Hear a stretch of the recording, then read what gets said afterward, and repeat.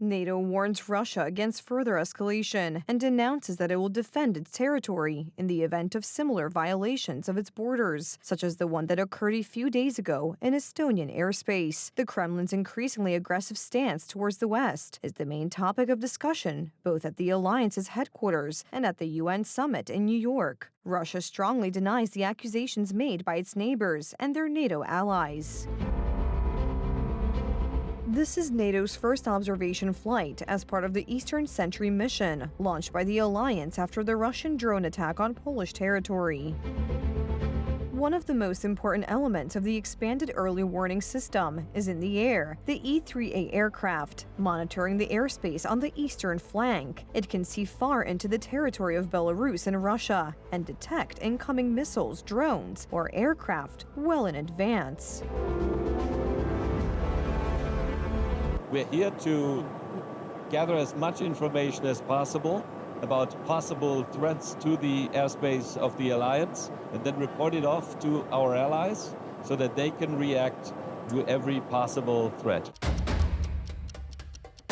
These missions are nothing new in technical terms. NATO has been monitoring the situation on its eastern flank since the start of the full-scale war in Ukraine. What is changing now, however, is the alliance's rhetoric. It is about defending its own territory, and as recent days have shown, everyone is in agreement and ready to do so. The decisions on whether to engage intruding aircraft, such as firing upon them, are of course taken in real time, are always based on available intelligence regarding the threat posed by the aircraft. At Estonia's request, NATO has launched consultations on airspace operations. Representatives of the alliance countries have clearly stated that they are ready to respond with fire to any violation by Russian aircraft. However, this leads to a significant risk of open war. And to those nations and to all NATO allies, I say, the United Kingdom stands in full solidarity with you at this time and always. And to President Putin, I say, your reckless actions risk a direct armed confrontation between NATO and Russia. Our alliance is defensive, but be under no illusion. We stand ready to take all steps necessary to defend NATO's skies and NATO's territory. We are vigilant. We are resolute. The problem is that, according to analysts, Putin will not turn back from his chosen path, and such violations will only increase. It is about testing NATO's warning systems, response times, and response methods. It is nothing more than reconnaissance to determine the enemy's positions.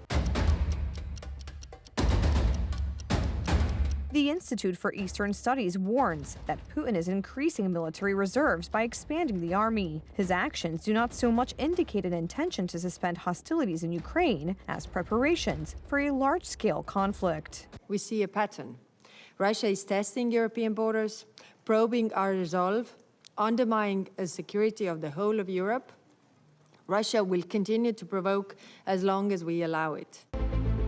In addition, we may witness strange events in Europe, such as yesterday afternoon, when 4 large surveillance drones appeared simultaneously over Copenhagen airport, forcing authorities to suspend air traffic over the Danish capital. After several dozen minutes, the drones disappeared without a trace.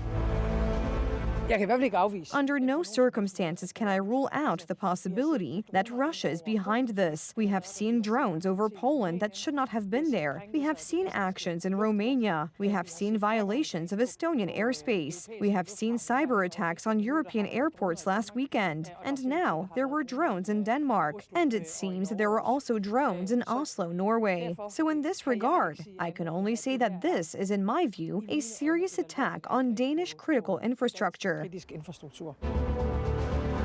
This does not necessarily mean that the Russians are behind the drone flights over the Danish airport, but it does not mean that they are not. And this is the greatest threat to Europe. Sabotage is the Kremlin's favorite tactic for causing chaos and internal divisions, and everything indicates that Russia's sabotage operation is gaining momentum.